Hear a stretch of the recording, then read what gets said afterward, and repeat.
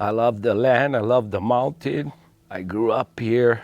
I really love this island. It's where I'm from. And I want to see it stay good. I want to be proud of what I put on the table for people and know that every time I take an animal in, that it's the best I could do. You need your ground and your grasses and the land healthy and everything good.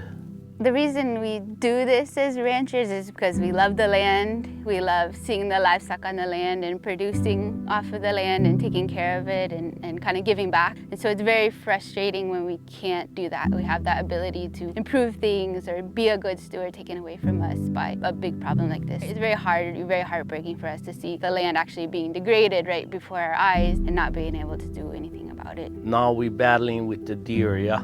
Because of the deer problems, we've downsized to around 450, 475 cows.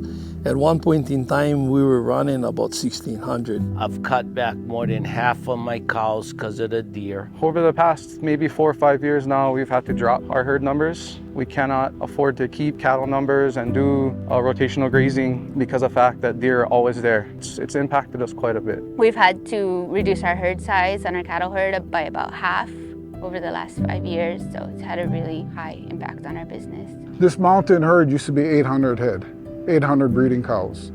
We're down to 350 now. We downsized over 50% on these property. The reason why deer is such a big impact to us, it's affected our grass growth, it's affected our protein levels in our feed, it's affected conception rates on cattle. 5 mature deer eat the equivalent of 1 cow. So when you see 200 deer there, that's how much more cows you can probably raise. We've had years of a growing axis deer, feral deer problem that is basically grazing everything to the ground. So the combination of bare ground and lots of rain is where you get weed problems. It was sad. I used to tell my daughter, looking up after work, I said, my mountain looks sick. I was worried.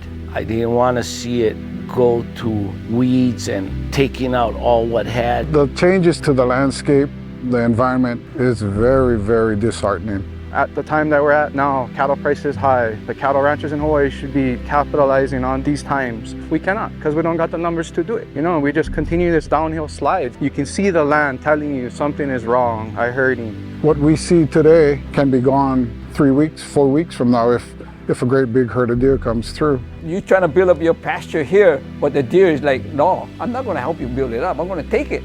That's a reality that's going on right now. So they were literally, I have some photos of like, if you try pin count them, over 600 deer right around the water trough area. So they was like eating the grass right now. I don't know how we can continue with any type of large enough numbers of livestock that would make sense for a commercial operation if things continue down this path.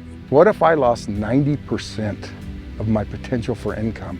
How long would I last? The economic impact of the deer, in some areas we've seen total loss of pastures. We've got some areas that we can't graze with livestock at all anymore for a couple of years now. Some places we've seen about a 90% reduction in our forage yields, which is a 90% reduction in animals that we can carry there, what we call our carrying capacity. Whether it is drought, storms, deer problems, invasive pests, armyworms, we still gotta pay the lease. Prior to the deer impacting us, we had vast variety of grasses. We had beautiful pastures. We could put pounds of gain on cattle. You know, we could do very well. We had great conception rates. Talk about all the issues with the deer, what the deer has done. What about the landowner? This is huge, strong land that your cattle will blow and grow out here. Fat cattle. All you need, the buffalo grass that's here, the guinea grass that's here, the green panic. These cattle, they just come. Great. But you don't have that capacity anymore because the deer caused it. So what has happened to the rancher? Economically, what happens? He's got to destock.